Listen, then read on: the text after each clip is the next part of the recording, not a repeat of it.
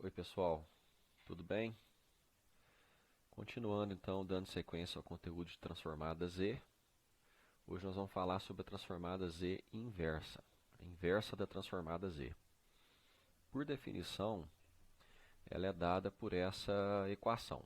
É uma integral da transformada Z vezes Z a menos 1 dz e é uma integral fechada, circular fechada e divide-se por 2πj, que é o j representante de parte complexa. Essa é uma integral de Cramer, né, uma definição básica aí da transformada inversa, e que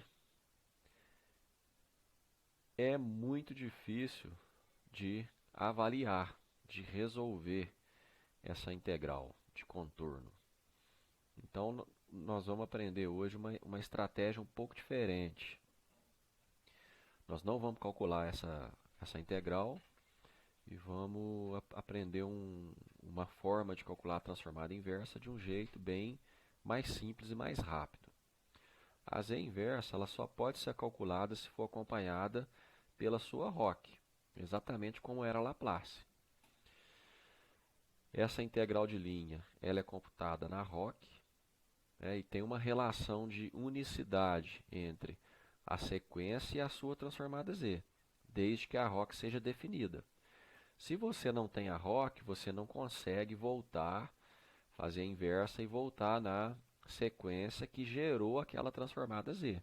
Não dá para fazer isso sem a ROC. Então nós precisamos da ROC para poder calcular a transformada z inversa. Tá bom? Bem parecido com o que era em Laplace. Bom, então o esquema que nós vamos fazer é o método de expansão em frações parciais. Ele é similar ao usado em Laplace, ele decompõe a função racional z em uma soma de frações de ordens menores, cujas inversas são mais facilmente obtidas, satisfazendo assim a ROC fornecida. Então, a estratégia é bem parecida mesmo com o que era em Laplace, só que agora nós vamos mudar um pouco a matemática, porque nós vamos trabalhar com o expoente negativo, lembra daquela conversa da aula passada? Então agora a nossa função de transferência, ela é em função de z, mas é um z com expoente negativo, tá vendo? E aqui foi dada a ROC. Então o que nós vamos fazer? Vamos quebrar essa fração em frações parciais mais simples. E aí, a partir dessas mais simples, a gente consulta a tabela e consegue fazer a inversa. Essa vai ser a nossa estratégia. Nós aprendemos um jeito de quebrar em frações parciais via Laplace. Agora, o nosso jeito vai ser um pouquinho diferente, porque nós estamos trabalhando com expoente negativo. Então, qual que é a ideia? Primeira coisa que nós vamos fazer é achar os polos dessa função aqui, que é a função que nós vimos no slide anterior. Como é que a gente acha os polos dela? A primeira coisa a se fazer é multiplicar em cima e embaixo pelo expoente positivo de maior ordem. Como aqui o de maior ordem é o 2, então nós vamos multiplicar em cima e embaixo por z ao quadrado. Então vai ficar z ao quadrado mais 2z mais 1 sobre z ao quadrado mais 1,5z mais 0,5. Aí agora, pegando esse denominador, nós conseguimos aplicar a Bhaskara aqui e achar as raízes, que são os polos. Depois que nós encontramos as raízes, o que nós vamos fazer é escrever as raízes no denominador, só que agora nós vamos voltar de novo para o expoente negativo. Então, ó, o numerador ele continua o mesmo de antes, com expoente negativo, e as raízes que nós encontramos, no caso 0,5 e 1, nós vamos escrever 1 menos o valor da raiz, vezes z menos 1, 1 menos o valor da raiz, que no caso aqui é 1, vezes z menos 1. Sempre vai ser assim. E então, depois que nós fizemos isso, aí nós vamos escrever as frações parciais, só que agora um pouco diferente do que era em Laplace. Nós vamos ter uma constante aqui, depois uma constante sobre o primeiro denominador, está aqui, depois uma constante sobre o segundo denominador, está aqui.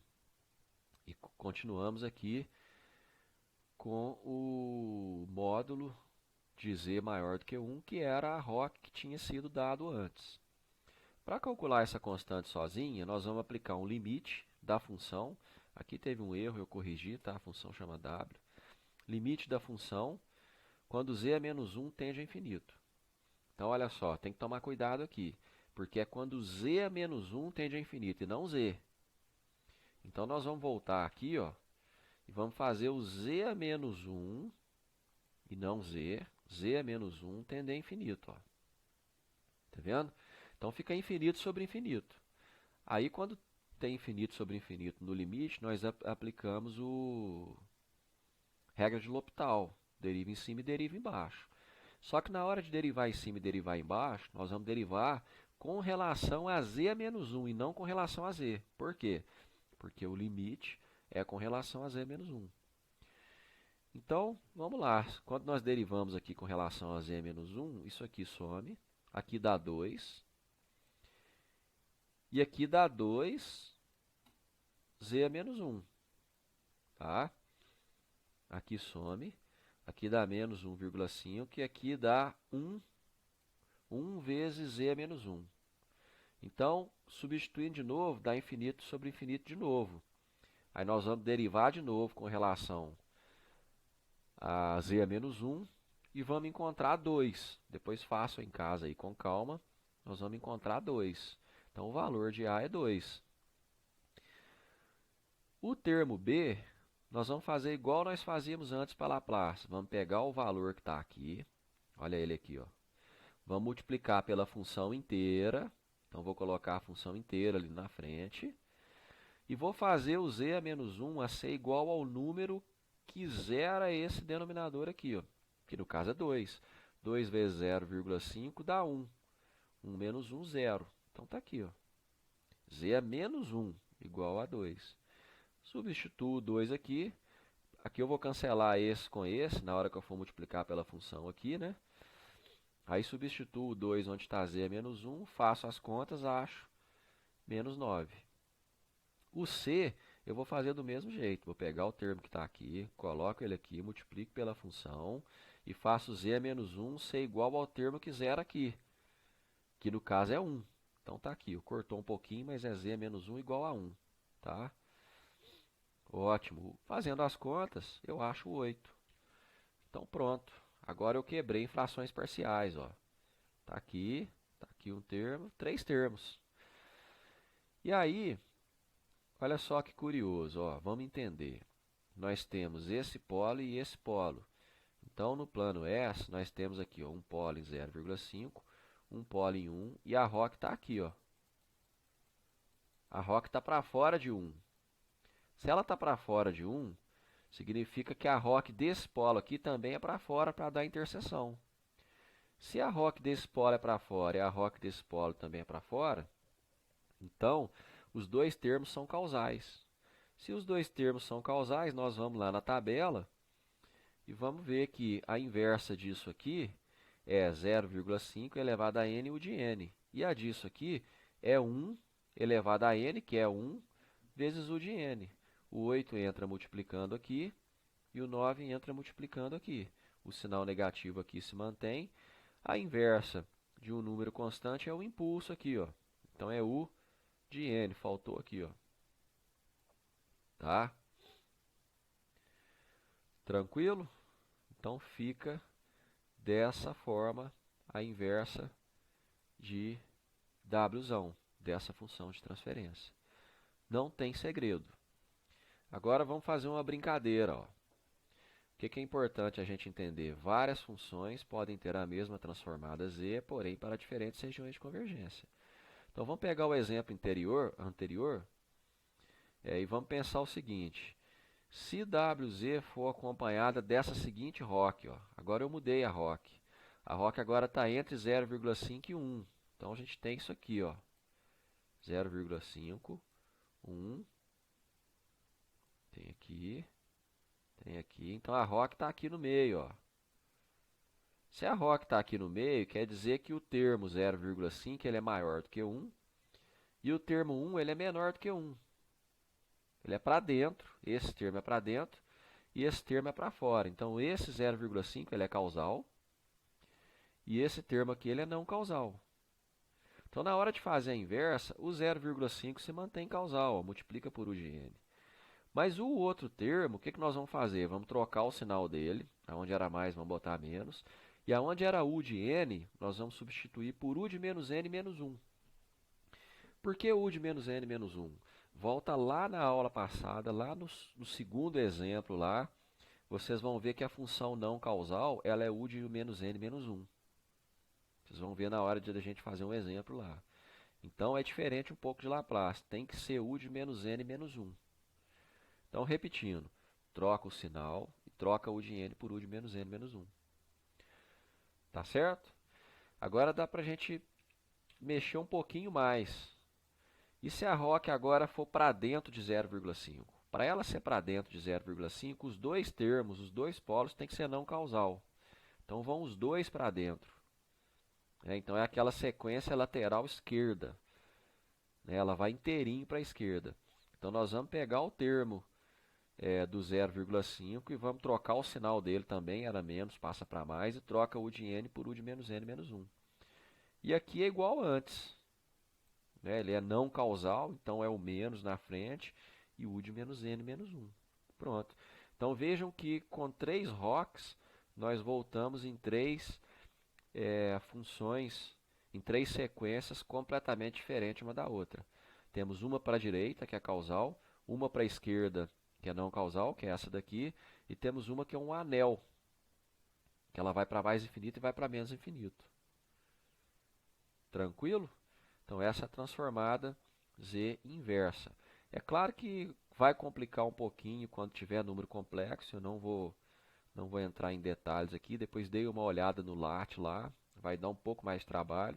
Tem outras maneiras de resolver isso também, inclusive eu acho que o LAT ensina um pouco diferente, mas tudo é matemática, é jeitos diferentes de quebrar infrações parciais, de manipular a função de transferência para você chegar numa função mais simples e a partir dessa função mais simples você fazer a inversa baseado nas tabelas.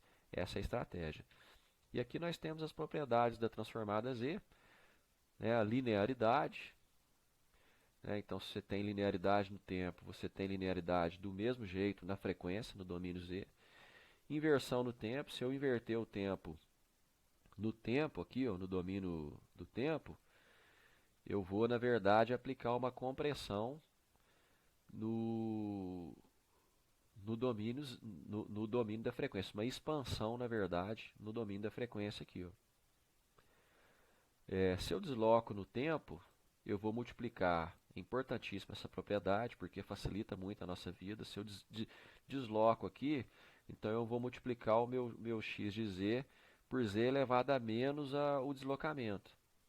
Então entendam que a transformada z de uma função deslocada, na verdade é o z elevado ao deslocamento, aquilo que eu já tinha comentado com vocês. Tá? O operador z, ele aplica um avanço ou um deslocamento na função. Multiplicação por sequência exponencial. Se eu multiplico por uma sequência exponencial aqui, eu divido, na verdade, pelo valor do expoente no domínio da frequência. Propriedade de convolução que nos ajuda muito. É bem igual ao Laplace. Se eu convoluo no tempo discreto, eu multiplico na frequência. Diferenciação no domínio Z.